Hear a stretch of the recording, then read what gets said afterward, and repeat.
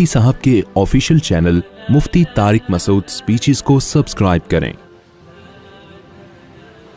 الحمد للہ نحمده ونصلی علی رسولہ الکریم، اما بعد فاعوذ باللہ من الشیطان الرجیم، بسم اللہ الرحمن الرحیم۔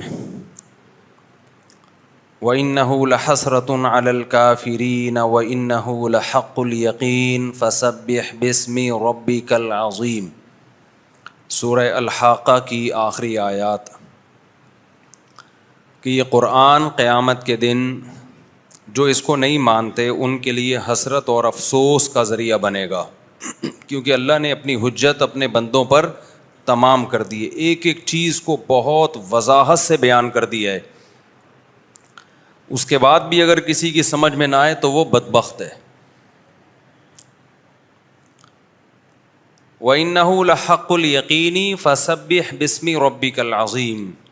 سورہ الحاقہ کو ختم کس بات پہ کیا کہ پس اے مخاطب تو اپنے رب کے نام کی تسبیح بیان کر، وہ رب جو عظمت والا ہے۔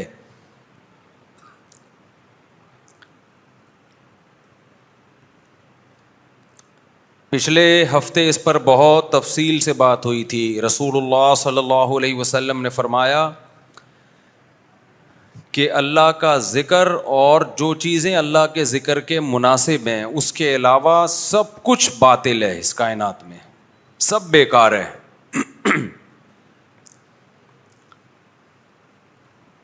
یعنی اس پر میں نے بات کی تھی نا، اور کہ جو کچھ بھی ہمیں دنیا میں نظر آتا ہے جس کو ہم بہت زیادہ ویلیو دیتے ہیں، اللہ کی نظر میں اس کی قیمت کتنی ہے؟ 2 ٹکے۔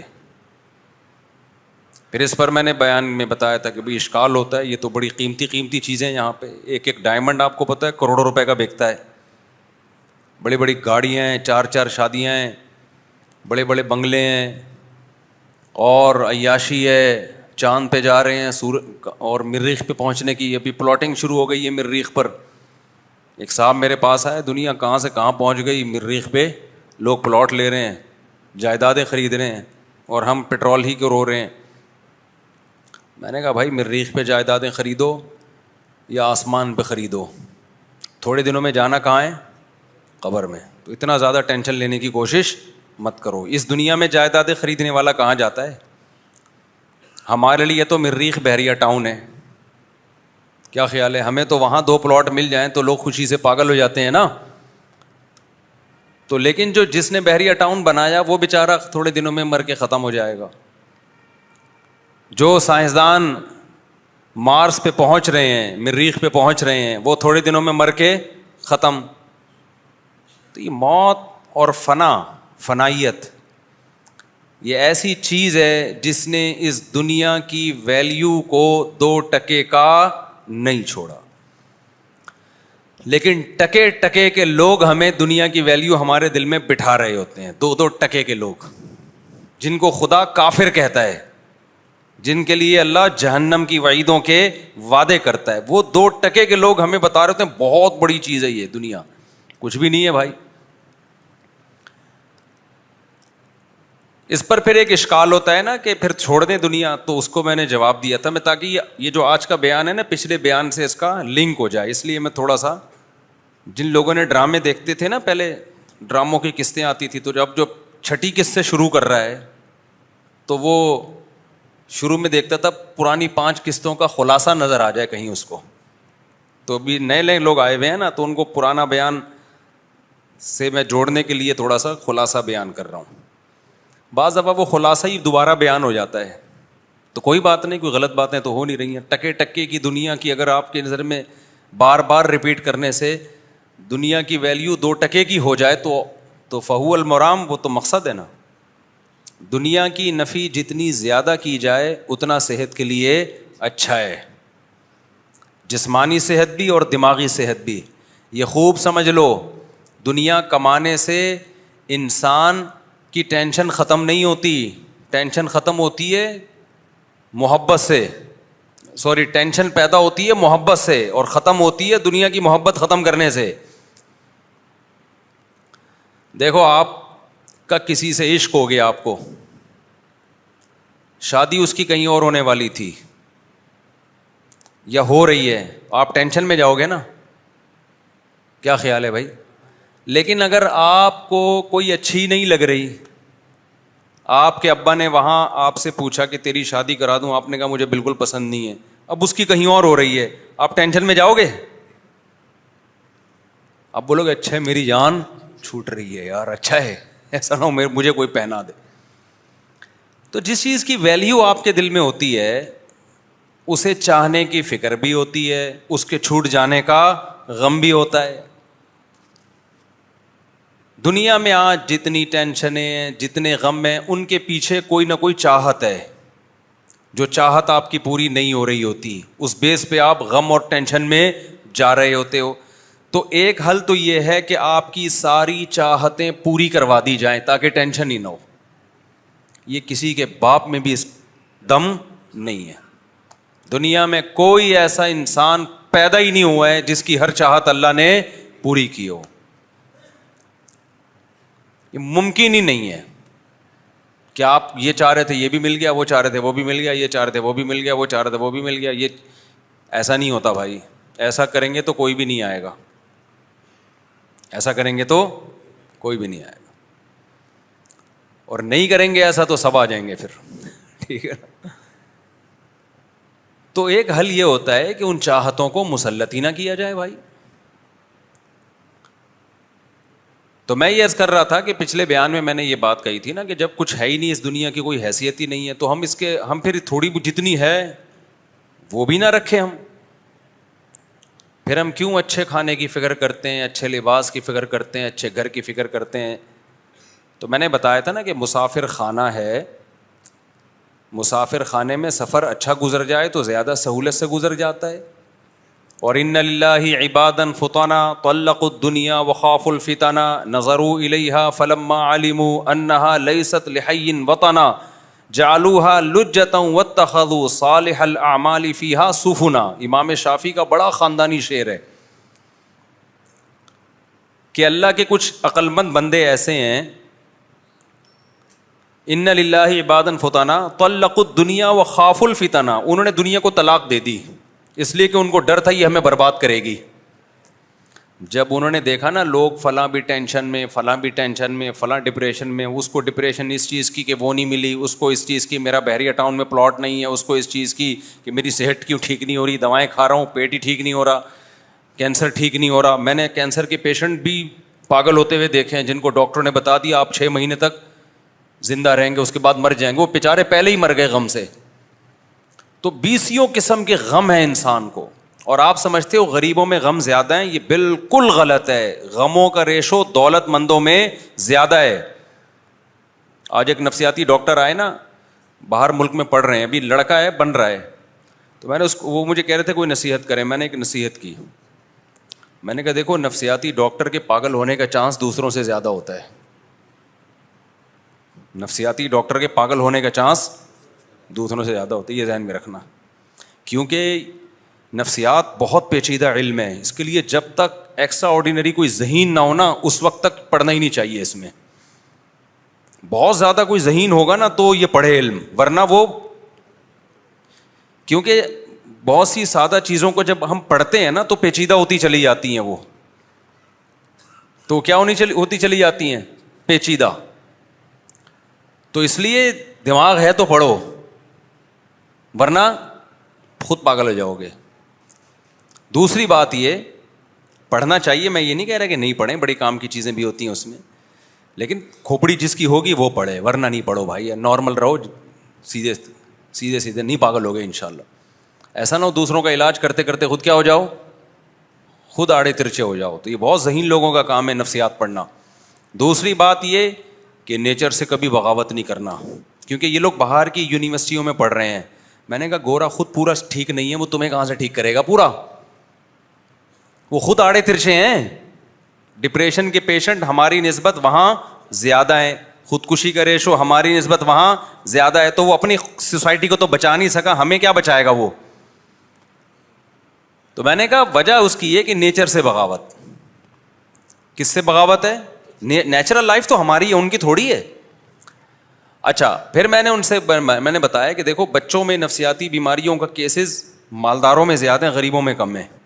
یہ بتایا آپ کو, غریبوں کے بچے بڑے ہوشیار ہوتے ہیں, بہت کم نفسیاتی کیسز ہوتے ہیں غریبوں میں. میرے پاس جو آتے ہیں زیادہ مالداروں کے کیس آتے ہیں.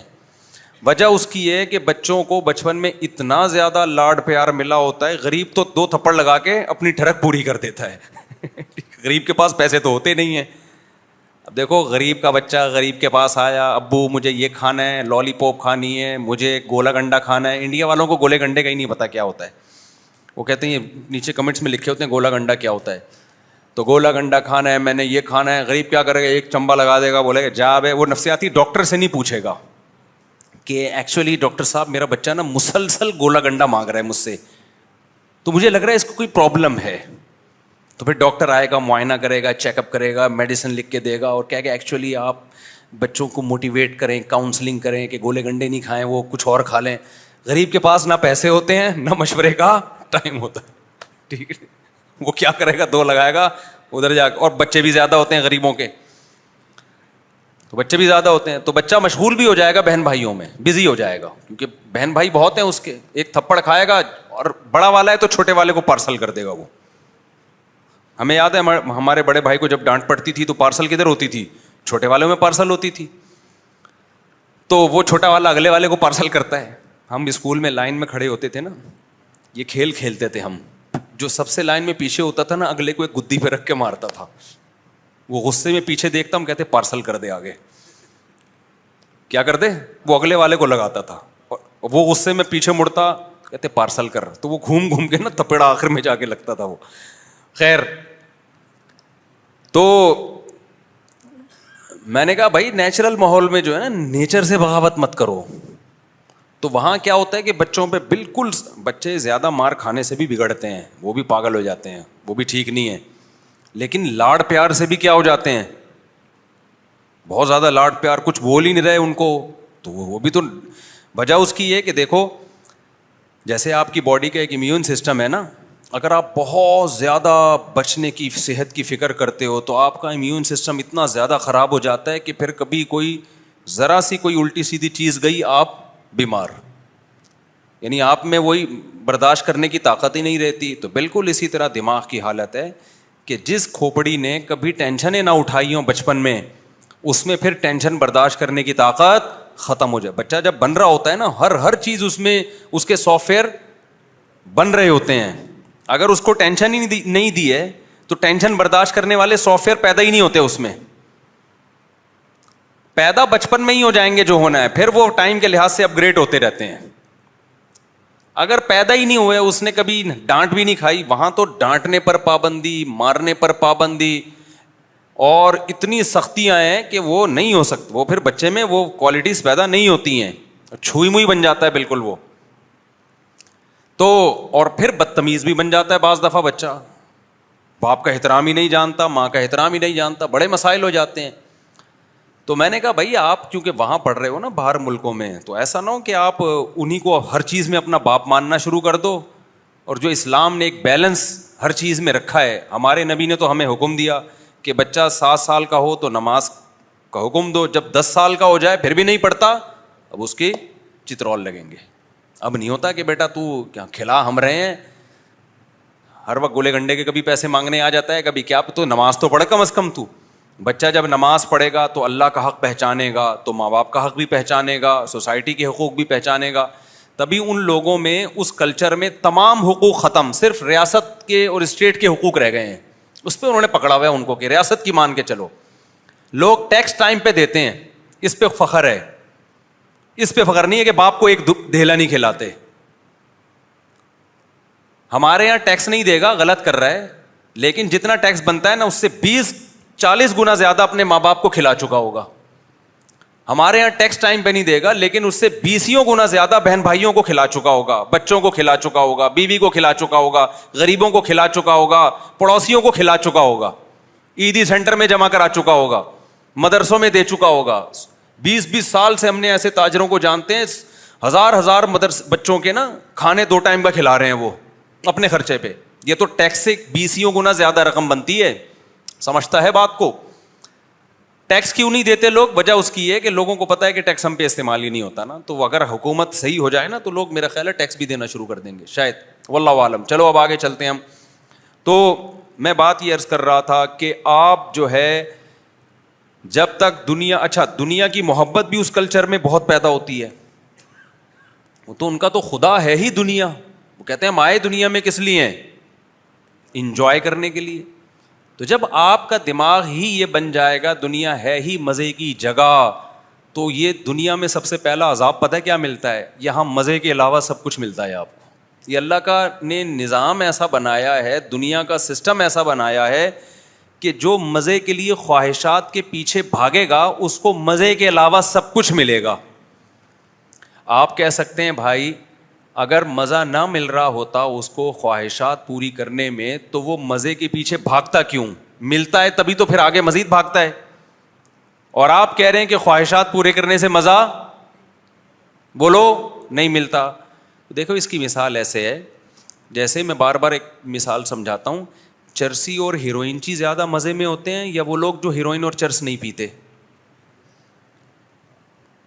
بولو نا. چرسی ہیروئن زیادہ مزے میں ہوتے ہیں, وہ زیادہ مزے میں ہوتے ہیں, تو پھر آپ چرسی بن جاؤ.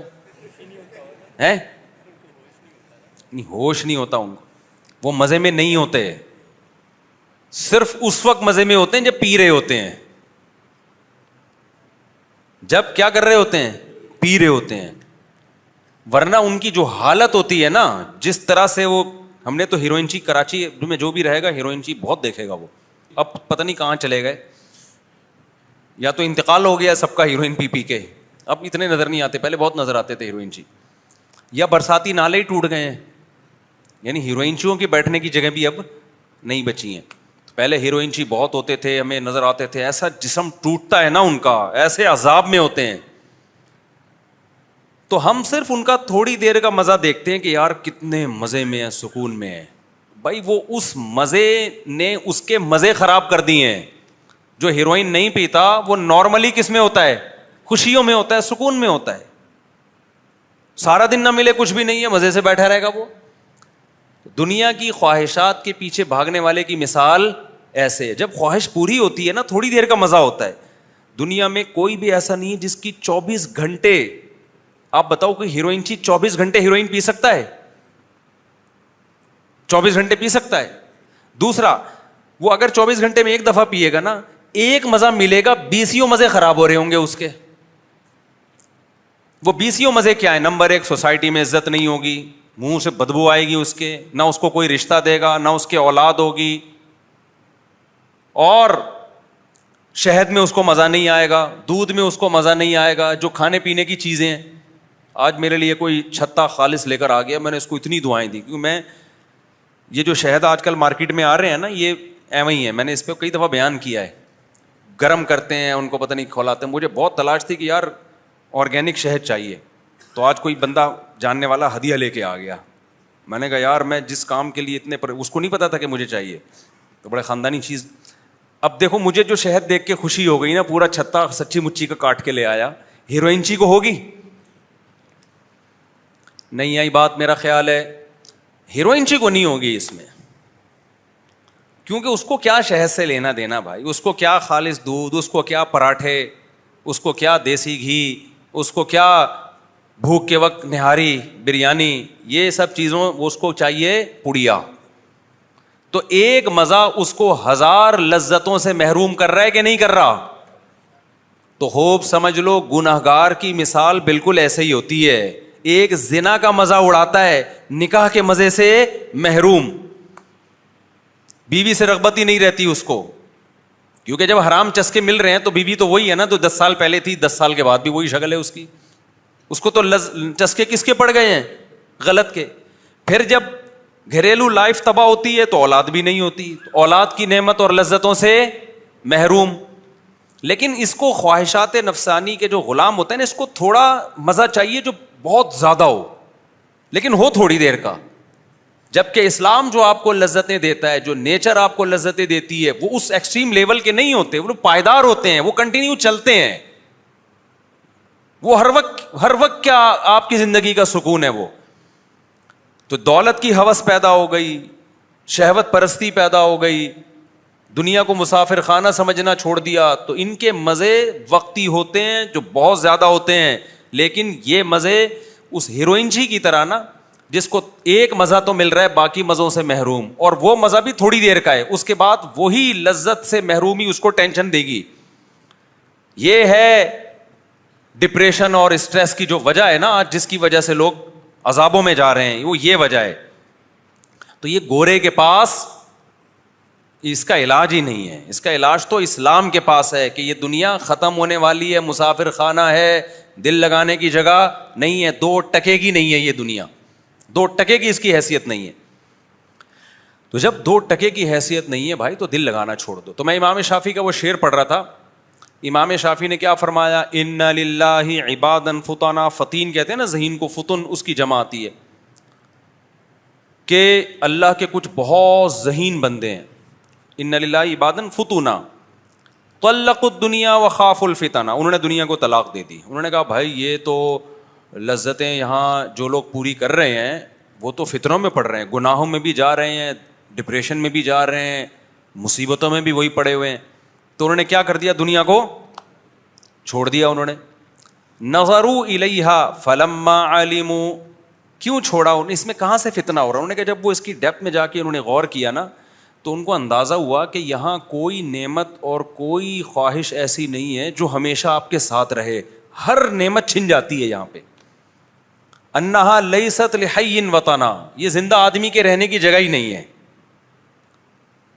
آپ کتنی پراپرٹی بنا لو یار, موت سے آپ نہیں بھاگ سکتے.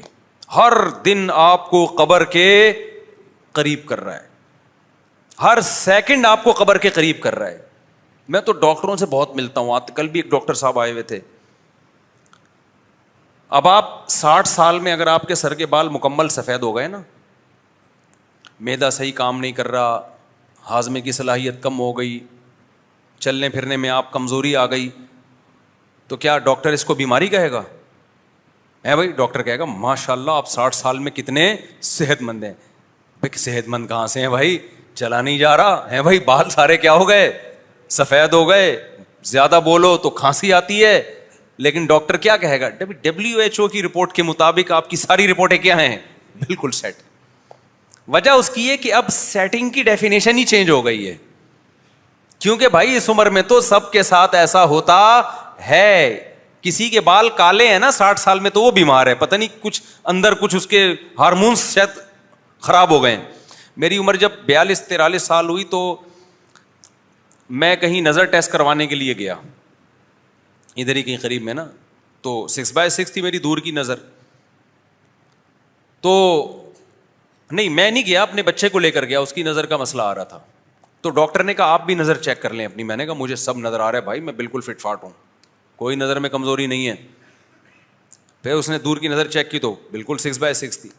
اس نے کہا قریب کی چیک کر لیں. میں نے کہا مجھے سب نظر آتا ہے بھائی, میری کوئی, کیونکہ میں باتیں 4 شادیوں کی کر رہا تھا, اور میں بولوں میرے چشمہ لگے تو مجھے ویسے بھی اچھا نہیں لگ رہا تھا کہ جو میرے مریدین ہیں ان کے حوصلے ٹوٹ جائیں گے.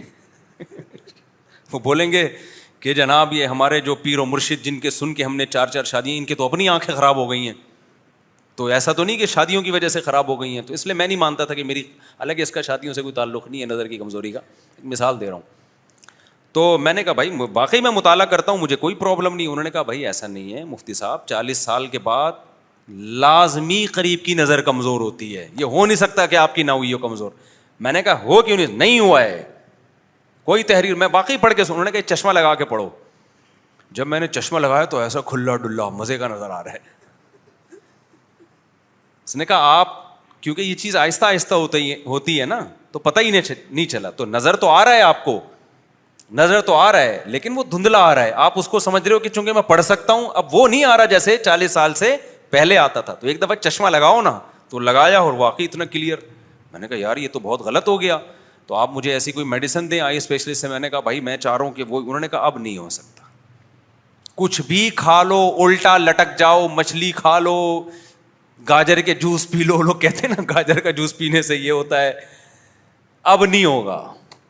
اور یہ ابھی تو 1 نمبر لگ رہا ہے, اب یہ 1 سے 2 تو ہو سکتا ہے, 2 سے 4 بھی ہو سکتا ہے, ریورس نہیں ہوگا. خیر میں نے پھر اور ڈاکٹروں سے رابطہ کیا, انہوں نے کہا یہ نہیں ہو سکتا. خیر وہ 1 سے 1.5 نمبر تک ہوا ہے, ابھی 1.5 سے آگے الحمدللہ نہیں بڑھا. پھر میں نے 2-3 اور ڈاکٹروں سے پوچھا, انہوں نے کہا 40 سال کے بعد اگر قریب کی نظر بھی کمزور نہیں ہو رہی نا تو یہ کوئی ٹیکنیکل فالٹ ہے, اس کا یہ تو ہو سکتا ہے کچھ اندر کوئی فالٹ ہے آپ کے, یہ نہیں ہو سکتا کہ قریب کی نظر خراب نہ ہو. ایک اور ہمارے جاننے والے ابھی آئے نا, وہ بھی 45-46 سال کے. میں نے کہا آپ قریب کا چشمہ لگاتے ہیں؟ انہوں نے کہا نہیں. میں نے کہا بھائی آپ کی نظر کمزور ہے. کہہ رہے میں نہیں لگاتا چشمہ, میری کوئی. میں نے کہا میں بھی یہی سمجھتا تھا. پھر ان کے بھی لگوا دیا ہم نے, ٹھیک ہے نا, لگوا لیا.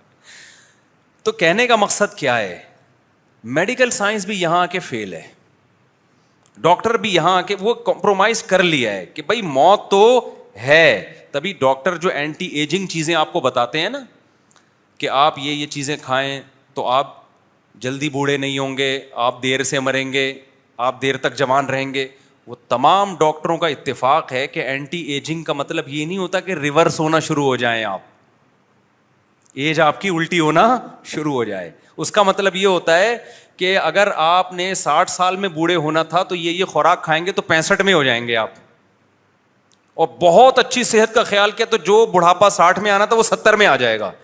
یہ نہیں ہو سکتا کہ آپ نے ہر وقت زیتون پینا شروع کیا اور دیسی گھی اور صبح شام ایکسرسائز اور شہد اور جناب کشتے مشتے کھانا شروع کیے, اب جناب 60 سال میں آپ آ کے رک گئے ہیں, 60 اور 70 میں کوئی فرق ہی نہیں ہو رہا. ایسا نہیں ہے میرے بھائی.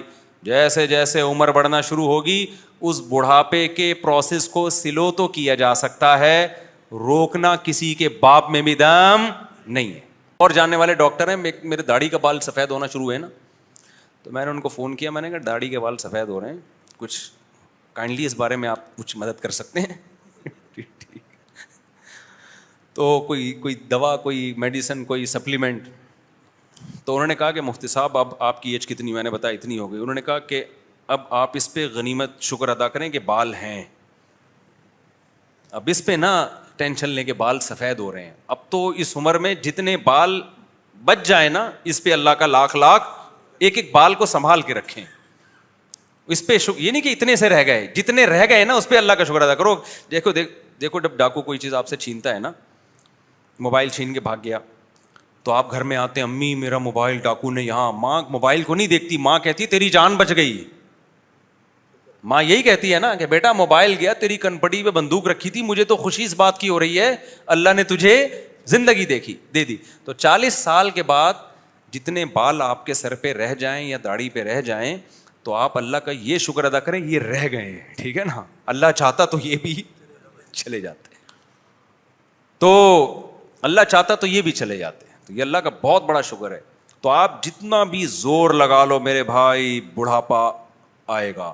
یہ جو قرآن مجید کی آیت ہے, اولم نعمرکم ما یتذکر فیہ من تذکر وجاءکم النذیر, قرآن کہتا ہے جب اہل جہنم کو جہنم کے قریب لایا جائے گا تو اللہ اس سے کہے گا بتاؤ کیا ہم نے تمہیں اتنی عمر نہیں دی تھی جس میں نصیحت حاصل ہو جاتی؟ کوئی بچپن میں ہی فوت ہو جائے, اسے سمجھنے کا موقع ہی نہ ملے, اچھے برے اور سمجھنے کا بھی ٹائم ہی نہیں ملا, اس کو اللہ جہنم میں نہیں ڈالیں گے. وہ کہہ سکتا ہے اللہ میں تو بچہ تھا مجھے کیا پتا, یا ابھی نیا نیا بالغ ہوا ہے, چند چیزیں اس کو پتا ہے, بہت ساری چیزیں پتہ ہی نہیں ہے, معذور ہو سکتا ہے وہ. لیکن ایک پراپر عمر کسی کی ہو گئی ہو, اس کو بہت سارے زندگی میں تجربے ہوئے, موقع ملے, سیکھنے کا موقع ملا, اس کے بعد بھی اللہ کہتے ہیں تمہیں نصیحت حاصل نہیں ہوئی. اور آگے وجاءکم النذیر, تمہارے پاس ڈرانے والا بھی آیا ہے.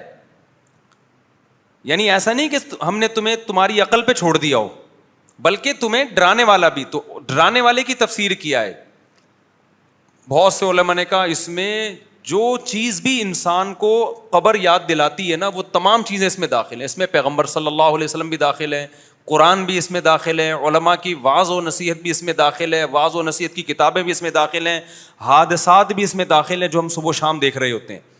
دیکھتے ہیں اچھا بھلا آدمی صحت مند نہا دھو کے گھر سے نکلتا ہے اور مر جاتا ہے وہ. تو علماء نے اس میں لکھا ہے اس میں سفید بال بھی داخل ہیں. انسان کے بڑھاپے کی ریورس ہونے کی جو سب سے پہلی علامت ہے وہ کیا ہے؟ دیکھو ایک ٹائم آتا ہے نا, ہم چھوٹے ہوتے ہیں, بڑے ہوتے ہوتے ہوتے ہوتے اسٹرانگ ہو جاتے ہیں, طاقتور ہو جاتے ہیں, 15 سال میں بالغ ہوئے, اس کے بعد بھی جسم میں طاقت بڑھتی ہے, تو آہستہ آہستہ کتنی زبردست انسان کی صحت ہو جاتی ہے, اور 40 سال میں جا کے قرآن کہتا ہے حتی اذا بلغ اشدہ, عقلی لحاظ سے بھی میچور ہو چکا ہوتا ہے انسان, اور جسمانی لحاظ سے بھی بہت طاقتور ہو چکا ہوتا ہے. 30 سے 40 سال جو ہے نا, یہ عمر ایسی. اب کیا ہوتا ہے 40 سال کے بعد, اب ریورس ہونا, اب قبر کی طرف جانا شروع. یہ ایسے ہے جیسے کوئی گڑھا کسی نے آپ کے لیے کھودا اور کہا کہ تجھے اس میں گرا کے ماروں گا میں, لیکن ابھی نہیں, پہلے ادھر کو جا, گڑھے سے دور جا. آپ جتنا دور جاتے ہو آپ کو خوشی ہوتی ہے کہ یار موت سے دور جا رہا ہوں. ایک پوائنٹ پہ لے جا کے وہ کہتا ہے بس اس سے آگے میں تجھے نہیں لے جا سکتا, اب آپ کیا کر لو, رخ کو موڑ لو. تو بتاؤ وہاں پر آپ کا دل دہلے گا کہ نہیں دہلے گا؟ بیٹا جتنا دور جا سکتا تھا میں چلا گیا ہوں, اب کیا کرنا ہے, اب واپس میں شروع میں اسپیڈ ہلکی ہوگی اس کی, کیا کہ ابھی ایک قدم, پھر دوسرا, پھر تیسرا, اس کے بعد کیا کہ ذرا اسپیڈ پکڑو بیٹا اب. تو بتاؤ آپ کا تو ہر آنے والا دن خوف سے کانپ رہے ہوگے کہ نہیں ہوگے؟ پھر وہ اور آگے جا کے کیا کہے گا, اب تکڑ تکڑ دوڑ لگا, اب اسپیڈ بڑھا دے اور اس گڑھے میں جا کے گر. بالکل یہی ہوتا ہے 40 سال کے بعد جب انسان ریورس ہوتا ہے. شروع میں اسپیڈ کیا ہوتی ہے قبر کی طرف جانے کی, بہت سلولی, وہ ایسی ہوتی ہے کہ ابھی بال کالے ہو رہے تھے, گھنے ہوتے چلے جا رہے تھے, اب سفید ہونا, ایک بال سفید ہوگا. انسان کہتا ہے کہ یار بالکل سارا کالا کالا نظر آ رہا ہے, یہ ایک اچھا نہیں لگ رہا, اٹھا کے اکھاڑ کے پھینک دیتا ہے اس کو, چلو جی ٹینشن ختم, دوبارہ وہی جوان لگ رہے ہیں, ینگ لگ رہے ہیں. ایک دن صبح سو کے اٹھتا ہے, یار یہ دوسرا بھی کیا ہو گیا. بالکل یہی کیفیت ہوتی ہے آج کل, کہتا ہے یار یہ دوسرا بھی کیا ہو رہا ہے, وائٹنس کچھ آ رہی ہے. بیگم بھی کہتی ہے بھائی یہ نکالو, بھائی یہ کیا ہے, کالا کولا لگاؤ, یہ نکالو. آدمی کہتا ہے کالا کولا کیا, لوگ کہیں گے کلر لگا کے آیا ہے, نکالو. دوسرا نکالا, ادھر سے کبھی یہاں سے کھچ رہا ہے, کبھی یہاں سے نکال رہا ہے. تو یہ اسپیڈ کیا ہو رہی ہے؟ ہو سکتا ہے پہلا بال جو سفید ہوا اس کے 6 مہینے بعد دوسرا سفید ہوا, تیسرا جو سفید ہوگا نا وہ 6 مہینے میں نہیں, وہ 3 مہینے بعد ہوگا. چوتھا جو سفید ہوگا نا وہ 1.5 مہینے میں ہو جائے گا. ٹھیک ہے نا, اسپیڈ کیا ہو رہی ہے, بڑھنا شروع.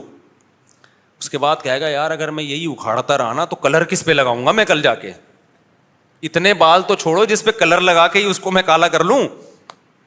تو کہے گا بھائی یہ اکھاڑنے والا کام کیا ہے, ٹھیک نہیں ہے, کلر پہ آ جاؤ. پھر ڈبے جا کے لے گا, یہ 55 نمبر ہے یا 52 نمبر لینا ہے, 53 نمبر لینا ہے, کون سا نمبر لینا ہے. شروع میں تو بالکل کالا کولا لگا کے آئے گا, اس میں پکڑا نہیں جاتا, چند بال سفید ہوتے ہیں تو پکڑا نہیں جاتا. اس کے بعد لوگ کہتے ہیں یار ڈیزائن آپ کے جو اپنے چہرہ ہے اور بال یہ آپس میں میچ, کالے بال جس کے ہوتے ہیں نا اسپیڈ اس کی الگ ہوتی ہے, اس کی آواز میں الگ طاقت ہوتی ہے. آپ کی جو یہ جو کہتے ہیں نا میچنگ کی شادی نہیں ہوئی, میچنگ کے کپڑے نہیں ہیں, تو یہ بال اور آپ کا اسٹائل آپس میں میچ کر نہیں رہے. کتنے برے لگتے ہیں نا جب بوڑھے بالکل کالا کولا لگا کے آتے ہیں. بھائی وہ تو آپ پہ تو اب نورانیت ہونی چاہیے, آپ کے تو اب بڑھاپا ہے, اس کی ایک الگ حسن ہے اللہ نے رکھا ہے, تو آپ کے وہ میچ ہی نہیں کر رہا ہوتا. تو شروع میں اسپیڈ آہستہ ہے, پھر کیا ہوتا ہے جی تھوڑے دنوں میں فرشتہ کہتا ہے اب تھوڑی سی اسپیڈ کیا کر بھائی تو بڑھا.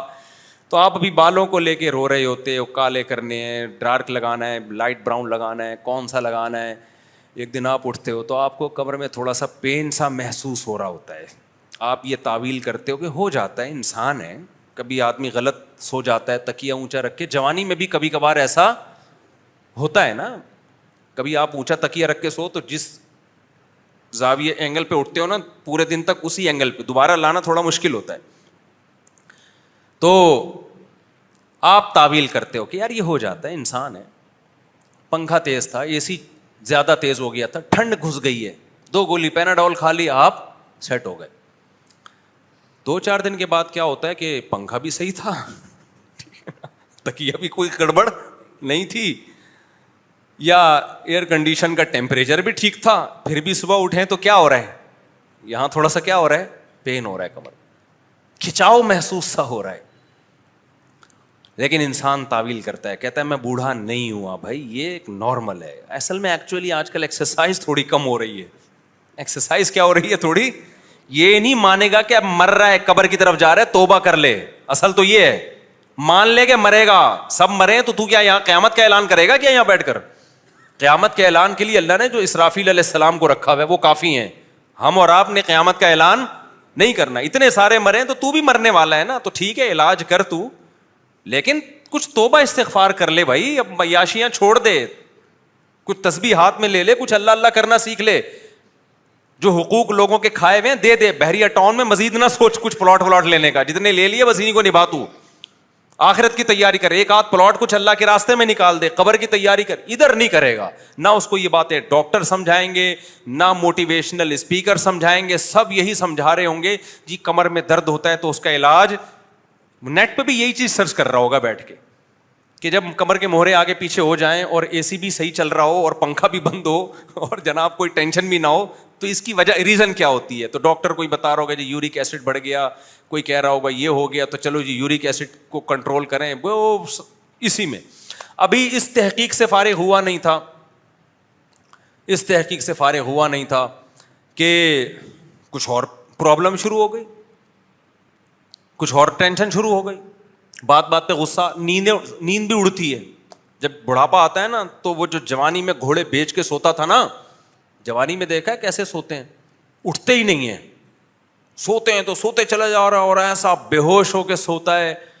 تو بڑھاپے میں کیا ہوتا ہے, نیند آہستہ آہستہ غائب. پوری رات پنکھے کو دیکھتا رہتا ہے, کروٹیں بدلتا رہتا ہے, یار وہ نیند ہی نہیں آ رہی. تو پھر نیند کے بارے میں ریسرچ ہو رہی ہے, ڈاکٹروں کو بتایا جا رہا ہے کہ ڈاکٹر صاحب اس کو ایکچولی یہ ہوتا ہے تو فلانا ہوتا ہے, ڈمکانا ہوتا ہے. اللہ بتا رہا ہے کہ اب اسپیڈ کیا ہو رہی ہے. ابھی تو بالوں کو رو رہا تھا نا, تو انسان کہتا ہے میرے بال بلے سفید ہی رہیں, کمر کا درد بھی ٹھیک نہ ہو, اللہ سو تو جاؤں میں کم از کم, نیند تو پوری ہے میری, نیند ہی نہیں ہو رہی ہے.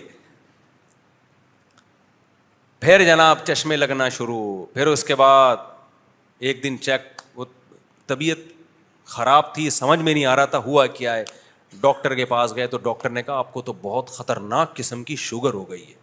ڈاکٹر صاحب میں تو نہ مٹھائی کھاتا ہوں, نہ میں نے کبھی لڈو کھائے, میں تو اتنا صحت کا خیال کرتا ہوں. ڈاکٹر کہتے ہیں ایکچولی اس عمر میں شوگر ہو جانا نارمل ہے. اس عمر میں شوگر ہو جانا کیا ہے, جتنی بھی اچھی صحت ہو اس عمر میں شوگر ہو جانا نارمل ہے. پھر ڈاکٹر اپنی دوائیں دکھا رہا ہوتا ہے, میں کتنا بڑا شوگر کا اسپیشلسٹ ہوں, دیکھو میں یہ خود میڈیسن لیتا ہوں. اس کے بعد جی شوگر کے بعد پھر آپ اور باریک ہوتے ہوتے پھر نتیجہ کیا نکلتا ہے, شوگر جب ہے تو گردوں کا مسئلہ, گردے ہیں تو ہارٹ کا مسئلہ, ایک مسئلہ ٹھیک نہیں دوسرا مسئلہ. پھر یہ بندہ خود ڈاکٹروں کے لیے مسئلہ بن جاتا ہے. ڈاکٹر کہتے ہیں شوگر کنٹرول ہو تو ہارٹ کا ہم آپریشن کریں نا, بلڈ پریشر ہی کنٹرول نہیں ہو رہا, بی پی کنٹرول نہیں ہو رہا, تو ہارٹ کا آپریشن کہاں سے کریں, آپریشن ہوگا تو زخم کہاں سے ٹھیک کریں اس کا. بیسیوں قسم کے مسائل. پھر بالآخر ایک دن اطلاع آتی, حضرات ایک اعلان سماعت فرمائیے. ایک صاحب جن کے ونس اپون اے ٹائم ایک بال سفید ہوا تھا, جس پہ ان کو ٹینشن تھی, یہ ٹینشن انہوں نے شروع کی تھی, وہ دار فانی سے ہمیشہ کے لیے جا چکے, ہمیشہ کے لیے اس دنیا سے وہ رخصت. یہ ان لوگوں کی بات کر رہا ہوں جو طبعی عمر تک پہنچ جاتے ہیں, ورنہ کراچی میں ایسا ہوتا اتنا خوش قسمت ہے نہیں. کراچی میں تو ایسا ہوتا ہے, ابھی نہ بال سفید تھے, بالکل فٹ فاٹ تھا, کتے نے کاٹ لیا. یہ ہو رہا ہے. بائک پہ جا رہا تھا, سامنے کتا آیا, گرا, اور پیچھے سے ٹرک آ رہا ہے, اسی کے پیچھے پیچھے کون آ رہا تھا, ٹرک, وہ کچل کے چلا گیا, دھماکہ ہوا, 6 بندے مر گئے. اللہ بچائے ہم سب کو ایسی آفات سے. تو ہمارے پاس تو اور بیسیوں طریقے ہیں مرنے کے. تو بھائی جتنا بھی اور آپ کیا سمجھتے ہو, یورپ امریکہ میں لوگ بہت, ان کی بڑی خاندانی صحت ہیں, یقیناً ہیں, لیکن ان کو دوسرے طریقے سے ان پر مصیبتیں آتی ہیں. ابھی کورونا جب آیا ہے تو وہاں موتیں زیادہ ہوئی ہیں, یہاں کم ہوئی ہیں. تو وہ سارے صحت کے جو ان کے اصول تھے نا, وہ وہاں جا کے کیا ہو گئے, فیل. یہاں ہم بچ گئے, مجھے بھی کورونا ہوا, یہاں بہت سارے, یہاں ڈیتھ کا ریشو وہاں سے کم تھا. وہاں تو ایک ایسی لپیٹا ہے نا کرونا نے, جو بیچارے بہت زیادہ صحت کا خیال رکھ کے 70-80 تک پہنچے ہوئے تھے, کرونا نے سب سے پہلے کہا کہ بھائی تم نے بہت خیال کر لیا, تم جا ہی نہیں رہے. ٹھیک ہے نا. اس کی میں ایک مثال دیتا ہوں. اس سے ہی بات سمجھ میں آئے گی جو میں کہنا چاہ رہا ہوں نا. وہ ایک اونٹ تھا نا, بہت عرصہ ہو گیا یہ کہاوت سنائے ہوئے. ایک اونٹ تھا, ایک دمبا تھا. یہ امام شافعی کا شعر میں نے مکمل کرنا ہے, یہ ذہن میں رہے. ایک اونٹ, ایک دمبا اور ایک گائے بچھڑا, یہ تینوں سفر کر رہے تھے. بھوک لگی تینوں کو, تو ایک گھاس کی گٹھری نظر آئی. اب گٹھری ایک ہے, کھانے والے کتنے ہیں؟ 3 ہیں. تینوں میں ڈیوائڈ کریں گے تو کسی کا پیٹ بھی نہیں بھرے گا, ایک ہی کھا سکتا تھا. اب ان میں اختلاف ہو گیا, بھائی کون کھائے گا. تو اونٹ نے کہا, اونٹ بڑا تھا نا, بزرگ تھا, تو انہوں نے کہا حضرت آپ فیصلہ کریں. اونٹ نے کہا بھائی میری رائے یہ کہ جو ہم میں سب سے پہلے دنیا میں آیا ہے نا, وہ سب سے سینئر ہے, وہ یہ کھائے گا. اونٹ کا خیال تھا میں اتنا بڑا ہوں تو شاید میں بہت پہلے آیا ہوں.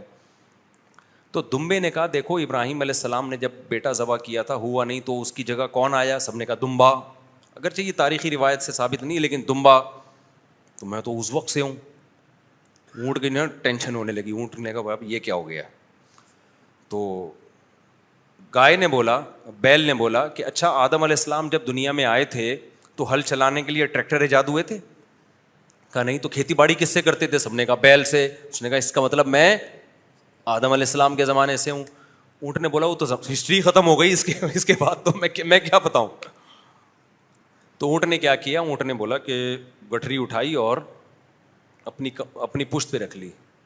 انہوں نے کہا بھائی یہ تو آپ قدیم ہونا ثابت کرو. اونٹ نے کہا میں سب سے بعد میں آیا ہوں, ہمت ہے تو لے لو بھائی مجھ سے, ٹھیک ہے نا, میں کھاؤں گا. بدماشی اسی کو بولتے ہیں نا. تو یورپ میں کیا ہوا, فرشتوں نے بولا کہ بھائی لوگ ایک طریقے سے مرتے ہیں. پاکستان, انڈیا اور مختلف ملکوں میں ہوتا یہ ہے کہ 40 سال کے بعد ان کی صحتیں خراب ہونا شروع ہوتی ہیں اور وہ خیال نہیں کرتے, پھر 50, 60, 70 میں مر جاتے ہیں. انگریز نے بڑی میڈیکل پہ ریسرچ کی. انہوں نے کہا ایکچولی شوگر کا لیول اتنا ہونا چاہیے, موٹاپا نہیں ہونا چاہیے, بڑھاپے میں یہ چاہیے, ایکسرسائز. ہوتے ہوتے مری کے ہی نہیں دے رہے تھے وہ. 80 سال تک فٹ فاٹ. فرشتہ آیا, اس نے بولا ایک بھیڑ جو ہے نا, ایک وائپر چلایا کورونا کے ذریعے. بولا چلو یار, اب یہ تھوڑی کہ تم اگر 100 سال زندہ رہنا چاہتے ہو تو آگے نئی نسل کے لیے بھی تو جگہ چھوڑو. تم ہی رہو گے تو وہ اگلے کہاں, پلیٹ فارم خالی کرو بھائی. ہمارے حضرت فرمایا کرتے تھے نا کہ بھائی یہ جو بچوں کے بچے جب وہ جاتے ہیں تو وہ بتا رہے ہوتے ہیں بھائی نئی ٹرین آ گئی ہے, اب جو پہلے والی ٹرین ہے وہ پلیٹ فارم خالی کرے گی. تبھی دنیا اتنی تھوڑی ہے کہ سارے آدم علیہ السلام سے لے گئے. بھائی نئے آتے جائیں گے, پرانے مارکیٹ سے شارٹ ہوتے چلے جائیں گے. تو وہ مر ہی نہیں رہے تھے وہاں اٹلی میں, اور وہ نا بوڑھے مر ہی نہیں رہے تھے, اور وہ گورنمنٹ پہ اتنے بوجھ بن چکے تھے. وہاں تو ویسے ہی گروتھ ریشو نہیں ہے لوگوں کا, جوان ویسے ہی کم ہے. تو اللہ میاں نے ان پہ بھی ترس کھایا, اور اللہ میاں نے بولے چلو بھائی کرونا سے سب کو لائن لگا دی. وہاں اٹلی میں اتنے پھر بھی بہت ہیں بھائی. میں تو حیران ہوں یار, میں اٹلی میں گیا مارکیٹوں میں بوڑھے ہی بوڑھے. میں نے کہا بھائی اتنی نہیں, بچے ہی نہیں ہو رہے نا ان لوگوں کے. تو اس لیے بھائی یہ جب 40 اہل مدینہ کا عمل جو تھا نا, کتابوں میں لکھا ہوا ہے, حدیث کی کتابوں میں, کہ 40 سال کے بعد جو ہے وہ دنیا داری سے ہٹ کے اللہ کو زیادہ, اللہ کرنے پر زیادہ فوکس کرتے تھے. یہ ہمارے اسلاف کا معمول تھا کہ بھائی 40 سال کے بعد وہ عبادت کا ریشو بڑھا دیا کرتے تھے. بھائی اب ہم جا رہے ہیں آخرت کی طرف, تو اب تھوڑا اللہ کی طرف زیادہ توجہ کرو. بلکہ یہاں تک بھی ہے کہ بڑھاپے میں اس کا خیال کرتے تھے اپنے دل کا, کہ ہمارا دل کہیں جائیدادوں میں, بنگلوں میں, اولادوں میں تو نہیں اٹک رہا. ہمارے حضرت مفتی رشید احمد صاحب رحمہ اللہ تعالیٰ نے وصیت کی تھی مجھے ہسپتال نہیں لے کے جانا, لیکن آپ لوگ نہ کریں ایسی کوئی وصیت. حضرت فرمایا کرتے تھے میں اس لیے بھی منع کرتا ہوں ہسپتال سے کہ جو آخری وقت ہے نا یہ بڑا قیمتی ہوتا ہے, یہ اللہ کو یاد کرنے کا ٹائم ہوتا ہے. ہسپتالوں میں جا کے جو ماحول ہوتا ہے نا اس میں انسان اللہ کو بھول جاتا ہے. تو کہا کہ ٹائم پہ مر جاؤں, یعنی جلدی مر جاؤں, اس کا مجھے غم نہیں ہے, لیکن جب مریں تو کس کو یاد کر کے؟ اللہ کو یاد کر کے. تو گھر میں آرام سے مرنے دینا مجھے. آپ لوگ ایسا نہ کریں کہ آپ لوگ ہسپتالوں میں جائیں, ہر ایک کا تقوی کا لیول دوسرے سے فرق ہوتا ہے. اور اپنے ابا کو بھی نہ کہہ دینا کہ ابا چونکہ اللہ کا ٹائم زیادہ بہتر ہے تو آپ کو میں ہاسپٹل نہیں لے کے جا رہا. تو بڑوں کو تو حتی الامکان بچانے کی کوشش کریں, آپ کی محبت کا یہی تقاضا ہے. تو وہ کہتے تھے کہ بھائی ہسپتال میں نہ لے کے جاؤ, بس مجھے میری عمر اتنی ہو گئی ہے تو آرام سے مرنے دو, گھر میں اللہ کر کے دنیا سے جانے دو. ہمارے ایک سسر صاحب, ان کا انتقال ہو گیا, اللہ ان کی مغفرت کرے. ان کی بھی آخر عمر میں نا ان کو کینسر تھا, میں جب ان سے ملنے کے لیے گیا تو حافظ قرآن تھے ماشاء اللہ, تو میں نے دیکھا ان کے پہ بھی کوئی غم نہیں ہے. جیسے ہوتا ہے نا جو ڈاکٹر بتا دیں کینسر ہے, اب تو گئے, اب تو مر گئے تو کیا ہوگا, میں نے دیکھا تکلیف میں تو تھے کیونکہ یہ ریڑھ کی ہڈی کی طرف کا کینسر تھا, بہت پین تھا ان کو. تو جب میں ان سے ان کی عیادت کے لیے گیا تو انہوں نے کہا کہ بیٹا ہم نے اپنے بڑوں سے سنا ہے, وہ بھی حضرت مفتی رشید احمد صاحب سے بیعت تھے, میرے سسر ہیں نا جو پہلے انتقال ہو گیا, اب تو وہ بھی حضرت سے بیعت تھے جن سے میں بیعت تھا نا, تو ایک ہی جیسی تعلیمات ملتی تھیں سننے کو.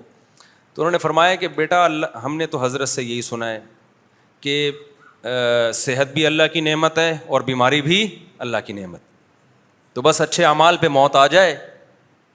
تو مجھے اتنی ایک حسرت ہو رہی تھی اور اتنا ایک رشک آ رہا تھا کہ ان کی موت کتنی قریب ہے اور زبان سے کیسے اچھے الفاظ نکل رہے ہیں, کوئی حواس باختہ نہیں ہوئے, کوئی چہرے پہ بے اطمینانی نہیں ہے, اور کہہ رہے چلو اللہ نے ساری زندگی خوشیوں میں رکھا ہے, اب ایک آزمائش میں ڈال دیا, تو اگر صبر کی توفیق مل رہی ہے تو یہ بھی اللہ کی نعمت ہے. اور اسی میں انتقال بھی ہو گیا پھر ان کا, اللہ تعالیٰ مغفرت کرے. دنیا دار آدمی کو دیکھا ہم نے ایسا نہیں ہوتا, وہ پاگل ہے, وہ تھوڑی سی پھنسی نکلنے سے پاگل ہو جاتا ہے. تو امام شافعی رحمہ اللہ کا میں شعر سنا رہا تھا, یہ بات تو سمجھ میں آ گئی نا, اسپیڈ بڑھتی چلی جاتی ہے. شروع میں کم بیماریاں, پھر ایک بیماری ٹھیک نہیں دوسری, دوسری ٹھیک نہیں تیسری, تیسری ٹھیک نہیں چوتھی, پھر بڑھاپا خود ایک بیماری ہے. بالآخر ایک دم اعلان ہوتا ہے کہ بھائی آج اس دار فانی سے چلے گئے. تو ہم سب ریورس ہو رہے ہیں بھائی بہت جلدی. اور جو جوان آدمی ہے جو ابھی 40 سال کا نہیں ہوا, وہ اس خوش فہمی میں نہ رہے کہ میرے پاس تو بہت زندگی ہے. بھائی کتنا ٹائم لگتا ہے, یعنی ایسا ہی ہے جیسے یوں گھما کے واپس. ہم اپنے ماموں کی نا موٹر سائیکل صاف کیا کرتے تھے پہلے زمانے میں, بڑے جو ہے نا وہ اپنی گاڑیاں بائکیں سب اپنے بھانجوں بھتیجوں بچوں سے صاف کروایا کرتے تھے. آج کل یہ خدمت بھی بڑوں نے لینا چھوڑ دی, جس کی وجہ سے بچے بگڑ رہے ہیں. ہمارے ماموں ہیں بھی اللہ ان کو حیات دے, امریکہ میں ہوتے ہیں, تو وہ جب بھی آتے ہیں نا, پنجاب میں رہتے تھے, ادھر آتے تو انہوں نے GTO 100 رکھی ہوئی تھی, اب تو وہ بائک آتی بھی نہیں ہے. تو ہر جمعے کو ہماری چھٹی ہوتی تو ہمارے ذمہ تھا کہ ان کی بائک کو صاف کرنا. ہم لگے ہوتے تھے کپڑے, سارے بھانجے بھتیجے بچے بائک کو نا, کوئی یہاں سے صاف کر رہا ہے, کوئی ادھر سے صاف کر, چمکا دیتے تھے. اس کے بعد ہمیں انعام یہ ملتا تھا کہ بائک پہ ہمیں چکر دلائیں گے وہ. ہم بڑے خوش ہوتے نا, وہ بھائی بڑا مزہ آتا تھا موٹر سائیکل پہ بیٹھنے میں. وہ کرتے کیا تھے, یوں گھما کے نگلی گلی سے واپس. ہمیں بڑا غصہ آتا تھا یار یہ کیا ہے, کیونکہ اتنے سارے بچوں کو کہاں تک چکر دلائیں گے نا, تو بس ایک چکر دلایا واپس چل بھائی ادھر, دوسرا گھمایا. تو مجھے یاد ہے جب یوں کر کے ٹرن مارتے تھے نا گلی گلی سے, اس وقت ہمیں غصہ آتا تھا. ہمارا خیال تھا یوں جائیں گے, وہ ادھر سے گھما کے آدھا گھنٹہ تو کم از کم چکر لگے گا. لیکن وہ کیا کرتے تھے, یہاں گئے اور یہاں سے فوراً ٹرن, جیسے ہی ٹرن مارا ہم سمجھ گئے یار ان کی تو نیت ہی ٹھیک نہیں ہے. ہر دفعہ یہی ہوتی تھی دھاندلی ہمارے ساتھ. تو اب ہمیں پھر اس میں نا چکر میں مزہ ہی آنا ختم ہو گیا. ہم نے کہا بھائی یہاں سے بٹھائیں گے, تھوڑا سا بھی بائک پہ مزہ آنا شروع ہوگا تو گھما لیں گے. تو بالکل یہی ہے کہ آپ جو ابھی 40 سال کے نہیں ہوئے نا, 20 22 25 سال کے ہیں, ان کا چکر ایسا ہی ہے, تھوڑا سا ٹائم لگتا ہے. 40 سال کے ہوئے تو ٹن مار کے ادھر ہی آنا ہے جہاں باقی گئے ہیں. تو یہ وہی چکر ہے, زیادہ لمبا چکر نہیں ہے. تھوڑا سا آگے جاؤ گے, صحت روز بروز اچھی سے اچھی ہوگی, اس کے بعد 40 سال میں بس گلی آگے بند ہے بھائی, اب واپس چکر لگاؤ, چلو جی واپس آ جاؤ. تو اس لیے اترانے کی تو بالکل بھی ضرورت نہیں ہے. ایک ہی حل ہے خدا کی قسم, اس کے علاوہ کوئی حل نہیں ہے کہ کمپرومائز کر لو, موت سے دوستی لگا لو, اور اس دنیا سے دیواروں اینٹوں سے دل لگانا چھوڑ دو. کسی نے میرے بارے میں ایک بیان کیا ہے کہ میں کہتا ہوں نا ذاتی مکان کی کوئی ضرورت نہیں ہے. تو میرے بارے میں لوگ کچھ پورا بیان سنے بغیر غلط خبریں بھی دیتے ہیں. کسی مولانا صاحب کو غلط خبر کسی نے دی کہ مفتی صاحب ذاتی مکان بنانے کے قائل ہی نہیں ہیں, تو انہوں نے میرے خلاف کوئی کلپ ریکارڈ کروایا کہ ایسا نہیں ہے, حدیث میں تو آتا ہے اللہم اغفر لی ذنبی ووسع لی فی داری, اے اللہ میرے مکان کو کشادہ کر دے, تو ذاتی مکان ہونا چاہیے اور اپنے بچوں کو لاوارث مت چھوڑو وغیرہ وغیرہ. تو میں نے اس پہ بھی نیچے کمنٹس کیے چینل پہ. پہلی بات یہ بھی میں وضاحت کر دوں تاکہ لوگ میرے بیان کو غلط لے کے جاتے ہیں. آج غربت مہنگائی کی وجہ سے کرایہ دینے کے پیسے ہیں نہیں, اور ہوس کس کی رکھی ہوئی ہے, ذاتی مکان کی. بھائی جس کے پاس بہت پیسہ ہو, خوب کھا رہا ہو اور خوب پی رہا ہو, ساری ضرورتیں بیسک پوری ہو گئیں, تو 1.5-2 کروڑ کا مکان بھی خرید لے. کس نے منع کیا اس کو؟ اس کے لیے تو کوئی حیثیت نہیں ہے. میں ایک درمیانے طبقے کی بات کر رہا ہوں کہ تم مکان جب بنانا شروع کرو گے تو کیا آج بن جائے گا؟ اپنی تنخواہ سے پیسے جوڑو گے, اپنے کھانوں پہ پابندی لگاؤ گے, بچوں کی تعلیم کو روکنا پڑے گا تمہیں, اچھی تعلیم نہیں دے پاؤ گے تم ان کو, اور پھر 20-30 سال میں پیسہ جمع کر کر کے اپنا مکان بناؤ گے. تو کیا کرنا ہے اپنے کا؟ رہ کتنے دن گئے؟ 5-6 سال رہ گئے نکلنے میں. تو جہاں پوری زندگی کرائے میں گزار دی, 5-6 سال اور گزار لیتے. کون سا تیر مار لیا آپ نے؟ میں ان لوگوں کو منع کرتا ہوں, یہ دیواروں اینٹوں سے دل مت لگاؤ. اور اپنا تو فضول قسم کی اپنا ہوتا ہی نہیں ہے مکان. مکان اپنا اس کا ہوگا جو قبر میں اپنے ساتھ لے کے جائے. سمجھ رہے ہو کہ نہیں سمجھ رہے؟ مکان اس کا اپنا ہوتا ہے جو قبر میں ساتھ لے کے جائے. اپنا کس کا ہوتا ہے بھائی؟ جتنا بھی سریا ڈال دو دیواروں میں, اپنی ہڈیوں میں کیلشیم آپ بڑھا نہیں سکتے. ہڈیوں تو روزانہ گل رہی ہیں. لوگ فخر کرتے ہیں نا, میں نے اتنا سریا ڈالا اس میں. بھائی تو نے اس میں تو ڈال دیا جس میں تو نے رہنا ہے. جو رہنے والا ہے اس کا سریا تو روزانہ زنگ پکڑ رہا ہے. میں کہتا ہوں اچھا کھاؤ تاکہ اپنی ہڈیوں کا سریا مضبوط ہو, پھر بے شک کرائے میں رہ لو. لوگ کہتے ہیں کھاؤ نہیں, پیسے جوڑ جوڑ کے کیا کرو, مکان بناؤ اپنا. خدا کی قسم یہ دنیا کی ہوس ہے, اس کا مطلب مرنے کے لیے تیار ہی نہیں ہو آپ. اپنی چیز اگر ہوس کی بیس پہ ہو, شریعت میں پسندیدہ نہیں ہے, ہوس کے بغیر ہو تو ٹھیک ہے. پھر وہ یہ ہوس کی علامت کیا ہے؟ آپ کہہ سکتے ہیں مفتی صاحب آپ کیا لوگوں کے دلوں میں جھانک کے کہہ رہے ہو کہ اس میں ہوس ہے اس لیے گھر بنا رہا ہے؟ ہوس کا پتہ علامتوں سے چلتا ہے کہ بیسک خرچے آپ نے اپنے روک لیے جو اپنی باڈی پہ لگا. بادام نہیں کھاتا آج کا مسلمان, بحریہ ٹاؤن میں پلاٹ خریدے گا وہ. ساری دنیا کے ڈاکٹر کہہ رہے ہیں دیسی گھی کھا, بادام کھا, تاکہ ہڈیاں کیا ہوں, مضبوط ہو نا. کہہ رہے ہیں ایکچولی ہمارے پاس یہ بڑے لوگوں کے بات کام ہے بھائی دیسی گھی کھانا, اور ایکچولی بادام بڑے, ہم تو دال کھائیں گے. لیکن گھر کیسا؟ گھر تو اپنا ہے نا. گھر کیا ہے؟ گھر کیا ہے؟ اپنا ہے. اپنے گھر میں بے شک جھونپڑی ہو, بے شک گندے نالے پہ بنا ہوا ہو, اپنا گھر کیسا ہوتا ہے؟ میں کہتا ہوں بھائی گندے نالے سے نکل کرائے پہ رہ لے کسی اچھی جگہ پہ جا کے, ٹھیک ہے نہ ہو اپنا یار. مسافر خانہ ہے نا بھائی. آپ کو ٹرین میں آپ کی اپنی بوگی مل رہی ہے 25 کروڑ میں.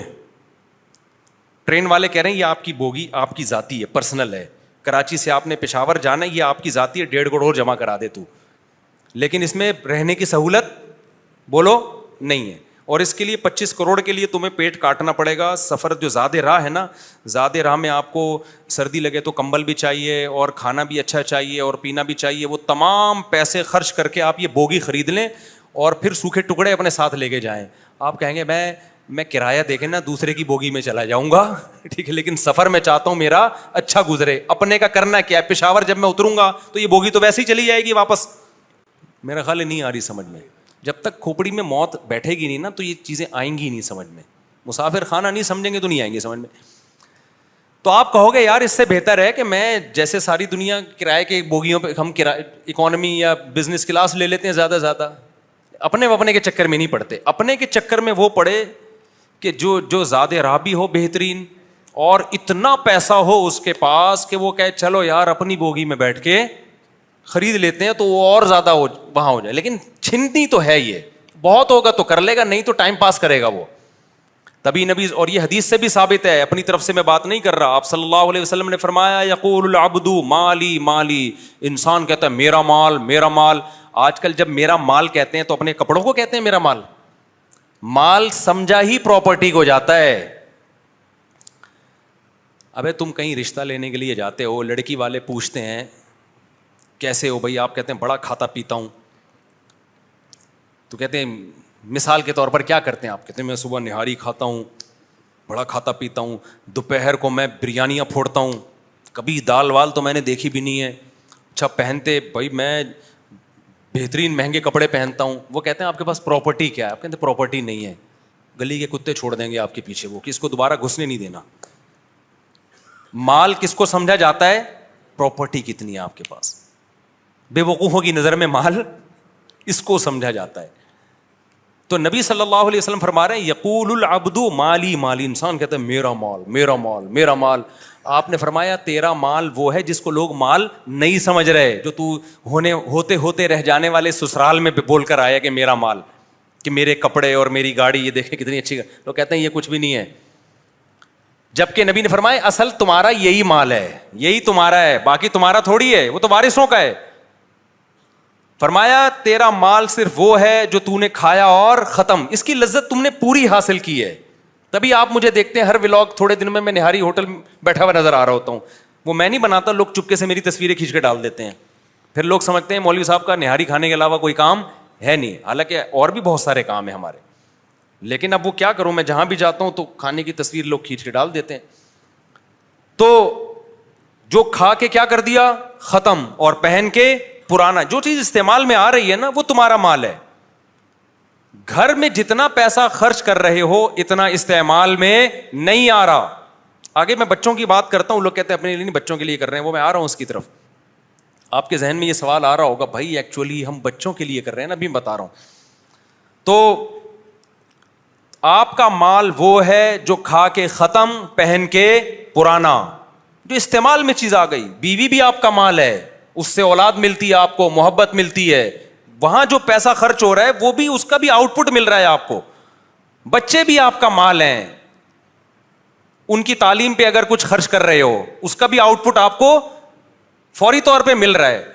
کھلا رہے ہو بڑے ہو رہے ہیں, ٹھیک ہے نا, ایسا نہیں ہے کہ کھلا کھلا کے وہ اتنے کے اتنے ہی ہیں.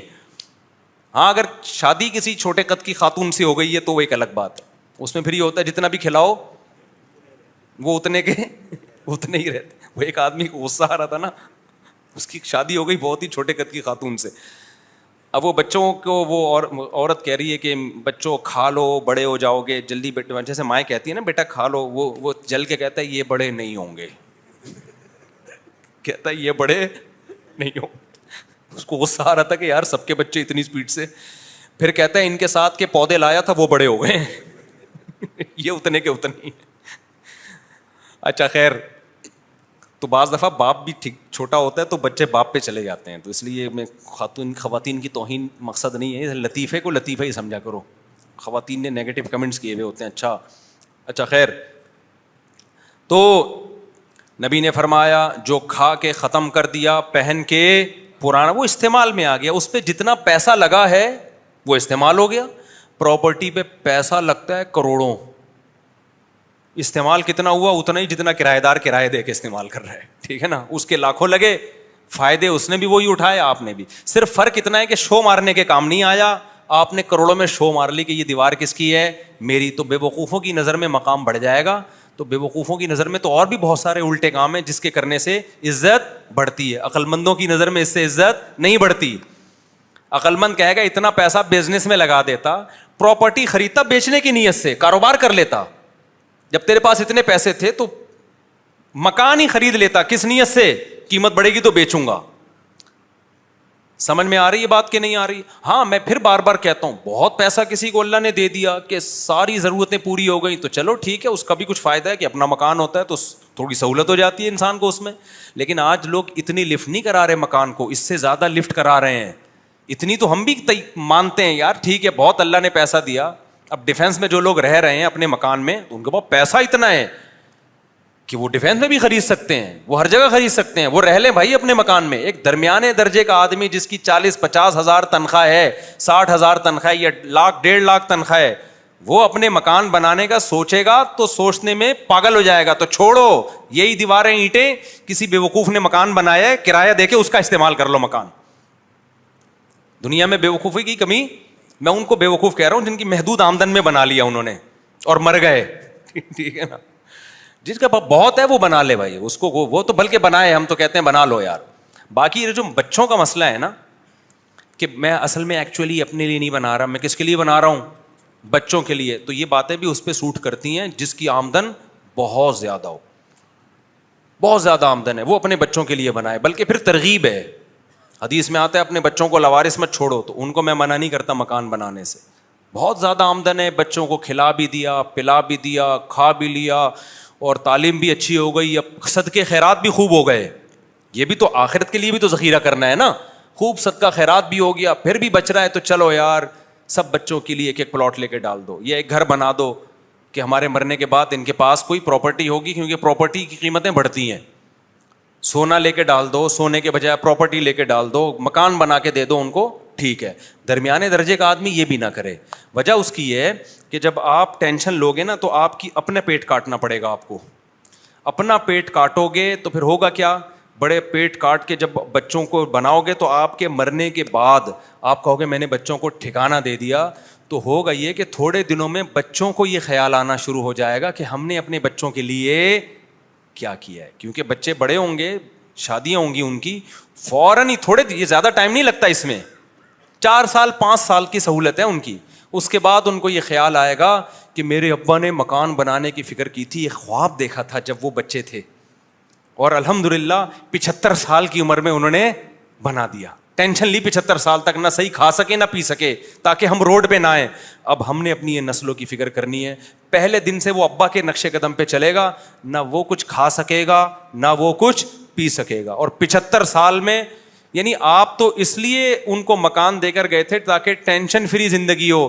ٹینشن فری ان کی بھی نہیں ہوگی, بلکہ آپ نے ٹینشن پارسل کی, آگے وہ ٹینشن اولاد کو پارسل کریں گے, اولاد کو پارسل کرے گی. میری تو اب اللہ نے مجھے اچھی خوشحال بنا دیا. جب درمیانے درجے کی آمدن تھی نا, غریب تو میں کبھی بھی رہا ہی نہیں ہوں الحمدللہ, تو میری جب درمیانے درجے کی آمدن تھی تو مجھے میرے گھر میری خالہ آئی, مجھے کہنے لگی کہ کیا شادیوں پہ پیسے خرچ کر رہے ہیں, ذاتی مکان بنا تو اپنا, تیرے 2 گھر ہیں, تیرے بچے ہیں. میں تیسری پہ لگا رہا تھا, میں نے کہا جو پیسہ آئے گا اب تیسری شادی کریں گے. انہوں نے کہا بچے ہیں, بچوں کی فکر کر. میں نے کہا اپنی خالہ سے کہا اللہ ان کی عمر میں برکت دے, بوڑھی ہو گئی, کافی ایجڈ ہو گئی ہیں, اللہ ان کی اور بڑی ماشاء اللہ عبادت گزار ہیں. تو میں نے ان سے کہا دیکھیں میرے والد صاحب, میں اپنے والد صاحب کا بچہ ہوں, میرے والد صاحب نے میری فکر میں مکان بنایا, اب میں بھی والد صاحب کے دنیا سے جاتے ہی مکان کی فکر میں لگ جاؤں تو اس کا مطلب میرے والد صاحب کی محنت کا مجھے کوئی فائدہ ہوا ہی نہیں. تو میں چاہتا ہوں اپنے بچوں کے بجائے نا پہلے اپنے ماں باپ کے بچوں کی فکر کروں, یعنی اپنی. نہیں آئی میرا خیال ہے بات سمجھ, میرا خیال ہے بات کھوپڑی شریف میں. بھائی میں چاہتا ہوں اپنے والد کے ویژن کو مکمل کروں. میرے والد کا ویژن یہ تھا کہ بچوں کو مکان کی ٹینشن نہ ہو, وہ میں نے بنا دیا ہے, اب میں مکان کی ٹینشن نہیں لوں گا. نہیں آئی بات, کیونکہ میں اگر ٹینشن لوں چاہے اپنے لیے چاہے اپنے بچوں کے لیے چاہے گھر والوں کے لیے, تو اس کا مطلب میں ٹینشن فری تو نہیں ہوں نا. تو میرے ابا کی ساری زندگی کی محنت کیا ہو گئی, برباد. میں نہیں چاہتا میرے ابا کے بچوں کا برا ہو. سمجھ میں آئی؟ بہت ٹیکنیکل ٹپیکل قسم کی بات ہے, کبھی تنہائی میں بیٹھ کے غور کیجیے گا کیا کہہ گیا. میں نے کہا مجھے اپنے بچوں سے زیادہ اپنے باپ سے محبت ہے, میں اپنے باپ کے بچوں کی فکر کر رہا ہوں. اور باپ کے بچوں سے مراد کون ہے؟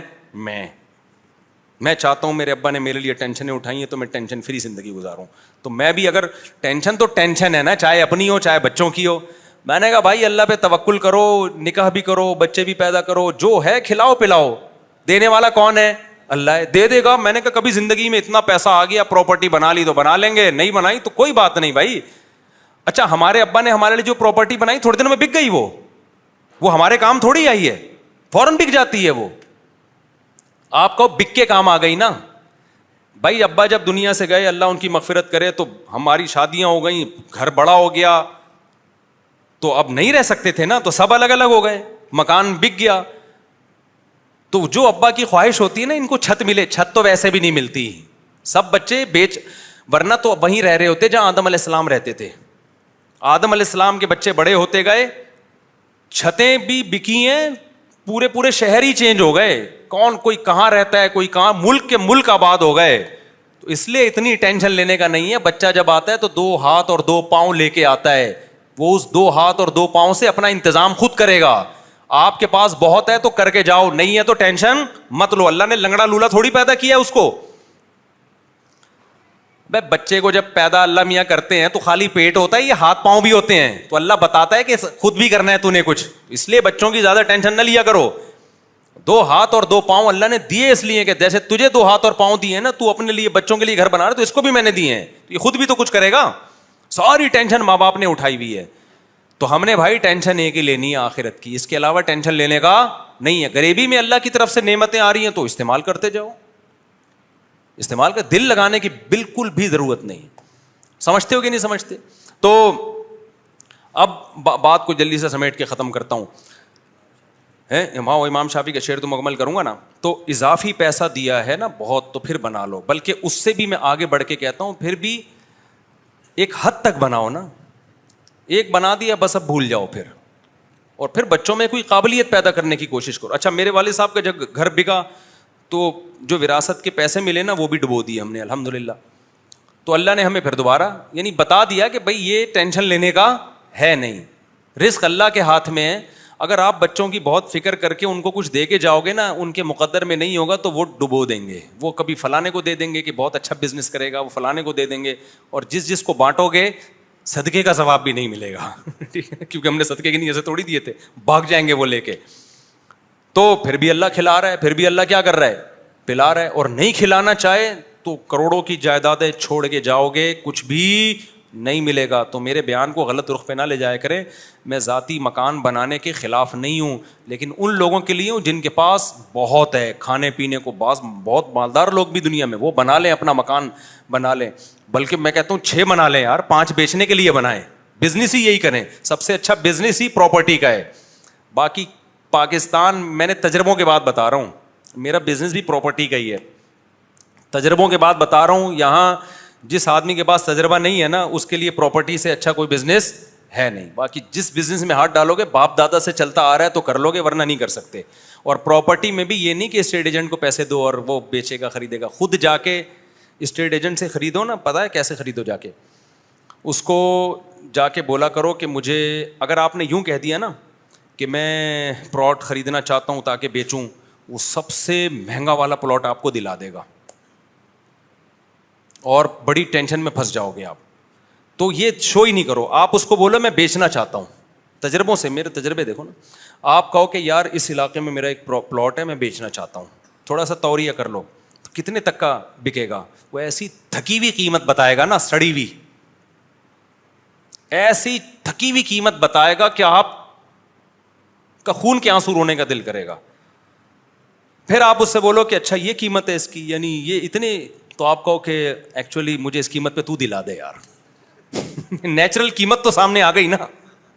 یہاں سے آپ بزنس کا کیا کرو, پھر دیکھو اس قیمت پہ کوئی مل جائے مجھے. پھر جب بیچنے کے لیے جاؤ گے نا تو پھر یہ نہیں کہو کہ میں بیچنا چاہتا ہوں, پھر آپ کہو کہ میں خریدنا چاہتا ہوں. یار اس علاقے میں کوئی پلاٹ ہے, تو وہ کہے گا 10 کروڑ سے کم کا تو نہیں ہے کوئی. تو آپ کو تو یہ 8 کروڑ کا بکوا دے. میرے ساتھ ایسا ہوا ہے, میرے جاننے والے کے سیٹ ہیں لیکن میرے بہت کلوز ہیں تو وہ مجھے بہت اچھے ہیں, انہوں نے ایسا ہی کیا. تو مجھے کسی اسٹوڈنٹ نے کہا کہ یہ پلاٹ جو ہے نا 3 کروڑ کا بکے گا. انہوں نے کہا مفتی صاحب سوال ہی پیدا نہیں ہوتا, 50 لاکھ میں بھی بک جائے. اسٹیٹ ایجنٹ کو فون گھمایا کہ یہ کتنے کا پلاٹ بکے گا, اس نے کہا 3 کروڑ میں. تو اس نے کہا ایسا کر کہ 60 میں بکوا دے. ٹھیک ہے نا, کچھ ایسے اتنی ہلکی قیمت لگائی, کچھ بھی نہیں ہوا, کوئی جواب ہی نہیں آیا. سوری کتنے کا میں خریدوں گا, یعنی مجھے کتنے کا ملے گا. اس نے کہا 3 کروڑ میں. اس نے کہا 3 کروڑ میں ملے گا نا. تو میں تھوڑا نا کردار کو دائیں بائیں کر دیتا ہوں تاکہ جس کی بات ہو رہی ہے اس کو پتہ نہ چلے, ورنہ وہ اسٹیٹ ایجنٹ بولے گا میرا راز مفتی صاحب نے فاش کر دیا. تو اس سے بولا کہ اچھا 3 کروڑ میں دے رہا ہے, تو میرا اسی جیسا پلاٹ ہے, تو 60 میں بکوا دے. تو نہیں بکوایا اس نے. تو بولنے میں کچھ اور ہوتا ہے, تو یہ کچھ تجربے ہیں, ہم سے کبھی چھاؤں میں ملے تو ہم بتائیں گے آپ کو. تو پراپرٹی خریدو بزنس کی نیت سے, پیسہ کمانا تو بہت اچھی بات ہے. تو دل نہ لگاؤ اینٹوں میں, دیواروں میں. دل لگانے والے اللہ کو بالکل بھی پسند نہیں ہے. نبی صلی اللہ علیہ وسلم نے فرمایا کہ کل نفقۃ وبال علی صاحبها الا التراب, کل نفقۃ یؤجر علیہ الرجل الا التراب. ہر جگہ خرچ کرنے کا مسلمان کو ثواب ملتا ہے سوائے تعمیر پہ. آپ اگر نہاری بھی کھا رہے ہو نا ثواب ملے گا. اللہ کہے گا چلو بھائی طاقت آئے گی جسم میں, اللہ کی نعمت سے لطف اندوز ہو رہا ہے. شادی میں خرچ کرو گے تو 20 گنا زیادہ ثواب ملے گا. ٹھیک ہے نا, عذاب بھی ملے گا تھوڑا سا لیکن ثواب ملے گا. اور صحت پہ خرچ کرو گے, تعلیم پہ خرچ, ہر جگہ ثواب. آپ نے فرمایا تعمیر پہ ثواب نہیں ملتا. کیوں؟ اینٹوں سے دل لگا رہا ہے. اس لیے علماء نے اس حدیث کی تشریح میں لکھا ہے کہ ضرورت کی تعمیر ہو تو ٹھیک ہے. واقعی آپ کو ضرورت ہے یار گھر میں تھوڑا سا یہ کمرہ توڑ کے یہ والا بھی بنا دیں, بچے زیادہ ہو گئے ہیں, چھوٹا پڑ رہا ہے, تو جہاں تک ضرورت ہوگی ٹھیک ہے. لیکن بلڈنگیں بنانا, ان میں دل لگانا اور عالی شان محل بنانا, اور جناب یہ اتنا بڑا پیلس بنا دیا. یہ احمق اور بیوقوف لوگوں کے نہیں کہہ سکتا, کیونکہ بہت سے لوگ پیلس والے بھی میرا بیان سن رہے ہوتے ہیں, لیکن بہرحال یہ کام اچھا نہیں ہے, تو کوئی دل لگانے کی جگہ نہیں ہے. تو مسافر خانے کی طرح رہا کرو. ایک آخری بات کر کے اپنے بیان کو ختم کرتا ہوں. امام شافعی کا شعر پھر کسی اور وقت میں اس کی تشریح کروں گا, وقت چونکہ مکمل ہو گیا ہے. نماز کے بعد سوال جواب کا سیشن ہوگا نا, تو اگر موقع ملا تو اس میں کر دوں گا, بلکہ کر دوں گا لازمی, تاکہ کیونکہ شعر بہت ضروری ہے, لیکن 5-10 منٹ میں کروں گا. وہ میں نے ایک لطیفہ سنایا تھا نا اپنا, میری 2 شادیاں تھیں, تو ایک اسٹیٹ ایجنٹ نے مجھ سے کہا کہ یار آپ پہ بڑا ترس آتا ہے, ایک دن آپ گلشن اقبال میں, ایک دن وہ ماڑی پور میں. تو میں نے اس کو کہا ترس تو مجھے آپ پر آتا ہے کہ ایک دن یہاں, دوسرے دن بھی وہاں, تیسرے دن بھی وہاں. 10 سال ہو گئے, 25 سال ہو گئے, 50 سال ہو گئے, قابل ترس تو آپ ہو یار. ہم تو ایک دن یہاں, دوسرے دن وہاں. تو اس طرح نا ان دنوں میں چونکہ رواج نہیں ہے نا ہماری, اب تو لوگ پھر بھی تھوڑا سا مانوس ہو گئے, تو ہر طرح کے لوگ مجھ پہ اعتراض کرتے تھے. بہت سے لوگوں نے مجھ پہ اعتراض کیا, انہوں نے کہا یار یہ کتنی ٹینشن والی زندگی ہے, انسان کا ٹھکانہ تو ایک ہونا چاہیے نا, یہ کیا ہے کہ ایک دن یہ ایک دن وہاں. لیکن ایک مولانا صاحب مجھ سے ملے, انہوں نے کہا یار مسلمان کی زندگی ایسے ہی ہوتی ہے, یہ جو ہے نا ایک جگہ ٹھکانہ ہے آپ کا اور یہی آپ کا بستر ہے. تو انہوں نے کہا کہ مجھے آپ کے عمل کو دیکھ کے لگتا ہے کہ یہ دنیا واقعی مسافر خانہ ہے, مسلمان کا کوئی ٹھکانہ ہوتا ہی نہیں ہے, کوئی گھر ور ہوتا ہی نہیں ہے. بھائی آج میں وہاں جا رہا ہوں اس لیے کہ وہاں کی باری ہے, گھر تو نہ یہ ہے نہ وہ گھر ہوتا تو کل بھی وہیں جاتا نا. آج وہاں سے ہٹ کے کہاں جا رہے ہیں, وہاں جا رہے ہیں, وہ باری. ہمارا کوئی ٹھکانہ بولو ہے ہی نہیں. ورنہ لوگوں کو اپنے ٹھکانوں سے محبت ہوتی ہے, کمروں سے محبت, بیٹھ. حضرت جی کو اس بستر کے علاوہ کہیں نیند ہی نہیں آتی ہے. مرنے سے پہلے حضرت جی اس بستر کو دیکھ رہے ہوتے ہیں. میں تو کسی بھی بستر کو نہیں دیکھ رہا ہوں گا. میں جب مرنے لگوں گا میں بولوں گا پتہ نہیں کہاں سے نکلوں گا, میں کون سے گھر سے میرا جنازہ اٹھے گا, کسی بھی سے اٹھ جائے, ہمیں کوئی پرواہ نہیں ہے. تو ہم تو موبائل کی طرح گھومتے رہتے ہیں بھائی, کبھی ادھر کبھی. تو ہمیں تو کسی جگہ سے محبت جب ہونے لگتی ہے تو باری چینج ہو چکی ہوتی ہے وہاں کی, سمجھ رہے ہیں نا. جس کمرے سے محبت شروع ہونے والی ہوتی ہے باری چینج ہو جاتی ہے کہ چلو بھائی اب وہاں. تو مسافر, اسلام نے جو زیادہ شادیاں رکھی نا اس میں ایک یہ بھی کانسیپٹ ہے, مسلمان کا ٹھکانہ وکانہ نہیں ہوتا بھائی, اپنے گھر ہوتے ہی نہیں ہے. اور میں تو اب میرے والد صاحب نے جو گھر بنایا تھا ہمارے لیے, جس دن ان کا جنازہ اٹھا ہے نا اور جو رات میرے اوپر گزری ہے, تو اس وقت مجھے اندازہ ہوا کہ کیسے زندگیاں انسان کی گزرتی ہیں اور ایک سیکنڈ کے اندر سب کچھ ختم. میں اکثر سناتا ہوں نا, جس رات جب ہم نے دفنایا بھی بہت جلدی تھا, تو اگلی رات کو ہم انتظار میں تھے, والد صاحب کی آواز آئے گی, بھائی دروازہ بند کر دیا, کنڈی لگی, یہ سب چیزیں, والد صاحب کا کمرہ, ان کا بستر, وہاں شور شرابہ نہیں ہوتا تھا. تو وہ رات کو سب کیا ہے, خاموشی. یعنی ایک رات پہلے آواز آ رہی ہے, بھائی کنڈی لگا دو. والد صاحب کرتے تھے نا ایسے, ہم والد صاحب کے کمرے میں جاتے ہوئے ڈرتے, بھائی ان کا سونے کا روم ہے, کیونکہ فوجی تھے, فوج سے ریٹائر ہوئے تھے, ان کے سونے اٹھنے کی ٹائمنگ تھی, بھائی ابو کا کمرہ ہے, یہ والد صاحب کا کمرہ ہے. جب اگلی رات آئی ہے نا, وہ والد صاحب قبر میں تھے, تو نہ کوئی کنڈی لگانے کا کہہ رہا ہے, نہ کوئی جناب یہ کہہ رہا ہے کہ رات دیر سے کیوں گھر آ رہے ہو, جلدی کیوں گھر آ رہے ہو. پھر یہ والد صاحب کا بستر ہے, جو 20 سال سے ہم وہ بستر دیکھ رہے تھے. تو کیا اس وقت کیسا دھچکا لگا کہ بھائی یہ دنیا کیسی بے وفا ہے بھائی, ایک سیکنڈ کے اندر منہ موڑتی ہے دنیا. کیونکہ اٹیک ہوا تھا, فوراً ڈیتھ ہوئی ہے نا, ایک سیکنڈ کے اندر دنیا منہ موڑ کے جاتی ہے. اور آپ کہہ رہے ہو کہ یہ اس بات کی ٹینشن لے رہے ہو کہ مریخ پہ ہمارا پلاٹ کیوں نہیں ہے. تو اگر مسافر خانہ سمجھو گے تو اپنے اس زمین پہ آپ کی پراپرٹی کیوں نہیں ہے اس کی بھی ٹینشن نہیں ہوگی. مسافر خانہ نہیں سمجھو گے نا, پھر آپ کو ہوگا کہ یار اتنے بڑے بڑے لوگ مریخ پہ پلاٹنگ کر رہے ہیں, تو وہاں ہمارا پلاٹ کیوں نہیں ہے. تو مسافر خانہ سمجھنا شروع کر دو. پھر بھی نہیں سمجھتے تو جب مرنے لگو گے تو سمجھ میں انشاءاللہ آ جائے گا. اللہ سمجھنے کی عمل کی توفیق عطا فرمائے. وما علینا الا البلاغ.